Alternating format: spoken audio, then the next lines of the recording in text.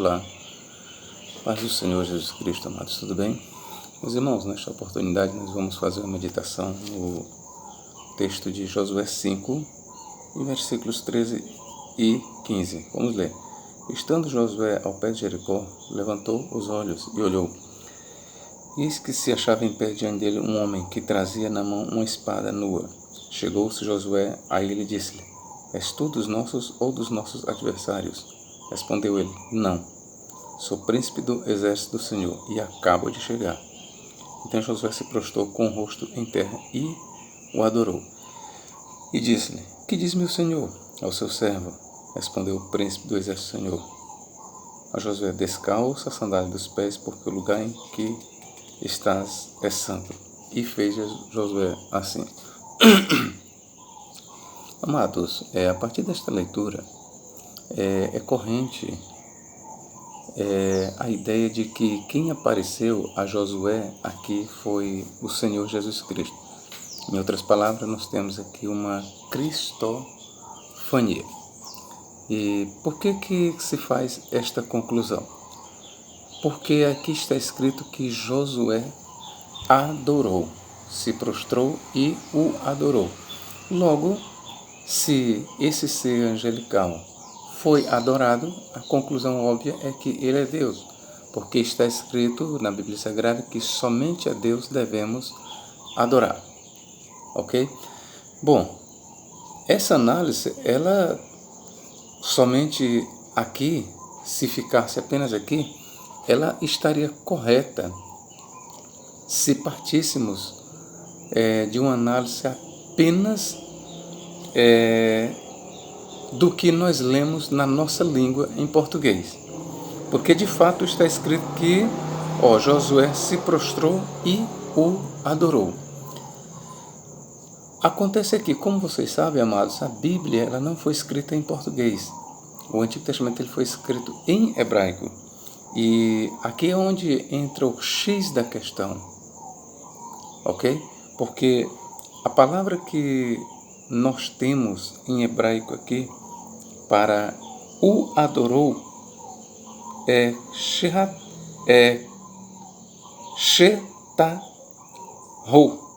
ok? Está escrito vai shetarou e o adorou. Só que esta palavra shetarou, que vem de shahad, ela é uma palavra polissêmica. Ou seja, esta mesma palavra shahad, ela muitas das vezes, em outras ocasiões, ela é usada no sentido de apenas o reverenciou. E daí algumas traduções, elas de fato, no lugar de dizer que Josué se prostrou e o adorou, outras versões dizem que Josué se prostrou e o reverenciou. Por quê? Porque a palavra shahad, ela é polissêmica e dependendo da circunstância, da ocasião, do contexto, ela ganha o sentido de adoração. Quando esta palavra shahad, ela é usada claramente para Yahvé, então a tradução óbvia é adoração. Por exemplo, um uso dessa palavra shahad que não tem o sentido de adoração. Diz no Gênesis que Abraão, ou melhor, Jacó, antes de ele se chegar ao seu irmão Esaú, ele se prostrou diante dele, com o rosto em terra. Ora, a palavra se prostrou com o rosto em terra, ali no hebraico está mesmo que aqui, shahad. O que foi que Jacó fez com Esaú? Ele adorou Esaú? Não, ele se prostrou com o rosto em terra e o reverenciou. Então a mesma palavra que encontramos aqui, shahad, tá certo? Ela encontra-se no ato de Jacó se prostrar com o rosto em terra diante do seu irmão Esaú. Então, como eu falei para os senhores, se nós vamos para o texto hebraico, aí já não dá para você concluir que Josué o adorou, visto que a palavra shahad é polissêmica e oferece outro significado, como que estamos trazendo aqui. Josué se prostrou com o rosto em terra e o reverenciou. Sendo este ou esta tradução correta, então nós não teríamos aqui uma teofania ou uma cristofania. De acordo com a tradição judaica, com muitos rabinos, o que apareceu aqui foi um arcanjo, um anjo de Deus. Ok? De acordo com o que muitos judeus dizem, o que Josué estava vendo aqui era um anjo de Deus. E, a bem da verdade, essa interpretação judaica, ela tem peso, porque veja que quem lutou com Jacó foi um anjo de Deus. Oséias 12:4 diz que Jacó lutou com um anjo. Jacó lutou com um anjo. Aí você pode dizer, professor, mas Jacó, após ter lutado, ele disse, vi a Deus face a face. Sim, queridos, porque quem via o anjo de Yahvé e sabia que ele era um mensageiro especial de Deus, eles consideravam que quem via aquele anjo era como quem estivesse vendo a Deus, mas eles sabiam que aquele anjo não era Deus, mas era um representante especial de Deus para ocasiões especiais. Então nós temos que fazer uma clara distinção entre Deus e o anjo de Deus, ou entre o Senhor e o anjo do Senhor. Nas páginas do Novo Testamento e até mesmo do Antigo Testamento fica clara essa distinção entre o Senhor e o seu anjo, o seu Malar Yahvé, ou seja, o anjo do Senhor. Então, o que apareceu aqui para Josué? O que apareceu aqui em forma humana? Porque aqui está dizendo, veja bem, estando Josué ao pé de Jericó, levantou os olhos e olhou.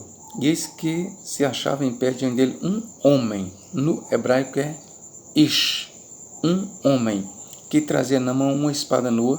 Chegou-se a Josué a ele e disse, és tu um dos nossos ou dos nossos adversários? Então apareceu aqui a Josué um homem investido de autoridade, um general. Só que esse homem aqui era um ser celestial, era um ser angelical. E por isso Josué bateu continência, caiu com o rosto em terra, prostrado, e o reverenciou. Então, a palavra que nós temos em hebraico, que é shahá, que está escrito aqui, shetahu, adorou, ela é traduzida como o reverenciou. Por quê? Porque Josué não poderia estar adorando aquele ser que ele sabia que não era Deus. Josué, ele sabia claramente que aquele ser não era Deus. Mas ele sabia que era um general do exército do Senhor, conforme ele mesmo disse, eu sou o general do exército do Senhor. Logo, aquele ser que apareceu a Josué, ele estava muito acima de Josué. E aí, o ato de Josué foi um ato de reverência, de bater continência para um superior, e não um ato de adoração. Outra coisa que devemos atentar, que aqui não é uma aparição de Jesus Cristo, é que o Novo Testamento, por mais de uma vez, diz claramente que Deus nunca foi visto por homem algum.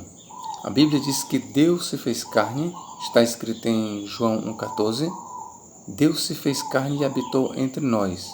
E está escrito em João 1,18 que Deus jamais foi visto por homem algum. João 6,46 também diz que Deus nunca viu o Pai a não ser aquele que é de Deus. 1 João 4, e versículos 12 e versículo 20, também diz que Deus jamais foi visto por homem algum. 1 Timóteo 1, 15 a 16 também mostra que Deus é eternamente invisível. 1 Timóteo 6, 16 diz que Deus jamais foi visto por homem algum e nem homem algum pode ver a Deus. Então, todas essas passagens, nas páginas do Novo Testamento, elas não deixam dúvidas de que todas as aparições de Deus no Antigo Testamento, inclusive do Malar Yahvé, elas não são aparições reais de Deus. Ali o que nós temos no Malar Yahvé é um representante de Deus. Nós temos de fato um anjo que é enviado por Deus para ocasiões especiais. Mas nós não temos ali o próprio Deus. E lembrando aqui as palavras de Santo Agostinho, que ele era contra essa ideia de que temos ali uma cristofania, Santo Agostinho perguntou: onde está escrito que ali é Jesus Cristo? Onde podemos ler que ela é uma cristofania, que é uma aparição de Cristo? E aí Santo Agostinho ele completava: se nós podemos identificar o Malar Adonai, o Malar Yahvé, com Jesus Cristo, por igual modo nós podemos dizer também que ela é o próprio Pai. E por que não? Aí Santo Agostinho ele continua: mas alguém dirá que o Pai nunca foi visto. Aí Santo Agostinho ele cita a passagem de Daniel 7, 13, 14, que diz: e vi um semelhante ao Filho do Homem, e ele foi levado até ao Ancião de Dias. Então Santo Agostinho diz que na visão de Daniel, não só o Filho do Homem Messias foi visto, mas também o próprio Deus Pai, em forma figurada, sim, mas foi visto. Então, para Santo Agostinho, essa ideia de que o Malar Adonai é Jesus Cristo, ela não tem fundamentação bíblica. E eu faço aqui as palavras do teólogo Santo Agostinho. Onde está escrito no Novo Testamento que o Malar Yahvé é uma aparição de Jesus Cristo? E se você me provar, não, mas o Malar Yahvé é Deus, então, já que você diz que é Deus, que é o Senhor, se você me provar que o Malar Yahvé é uma manifestação do Todo-Poderoso, do único Senhor, então eu, por semelhante modo, lhe provo que aí está o Pai, está o Filho e o Espírito Santo, ou que nessa aparição, já que fica-se provado que o Malar Yahvé não é outro senão o próprio Senhor, então, por semelhante modo, eu posso provar que o Malar Yahvé é uma aparição do próprio Pai, posso, pelo termo Senhor, já que ele é o Senhor, posso também provar que o Malar Yahvé é uma aparição física do Espírito Santo, posso, porque o Espírito Santo no Novo Testamento, ele é o Senhor, ele é chamado de Senhor. Da mesma forma que se pode provar que o Malar Yahvé seria Jesus Cristo, ok?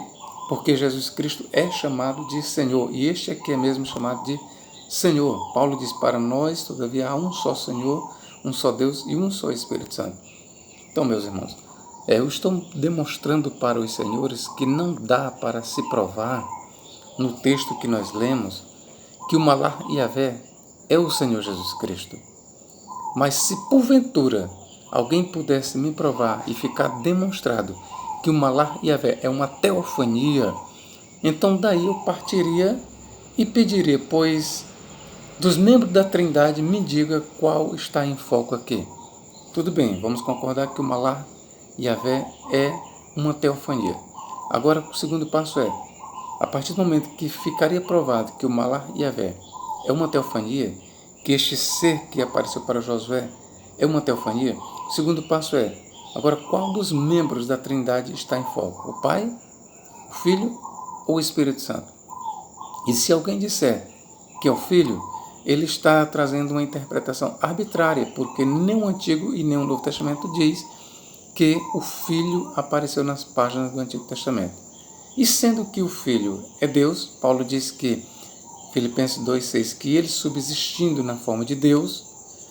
Ora, o próprio Paulo também em 1 Timóteo 3,16 diz que Deus se fez carne, foi revelado em carne, se manifestou em carne, foi revelado aos homens, aos anjos e pregado no mundo, e entre os gentios, e crido no mundo.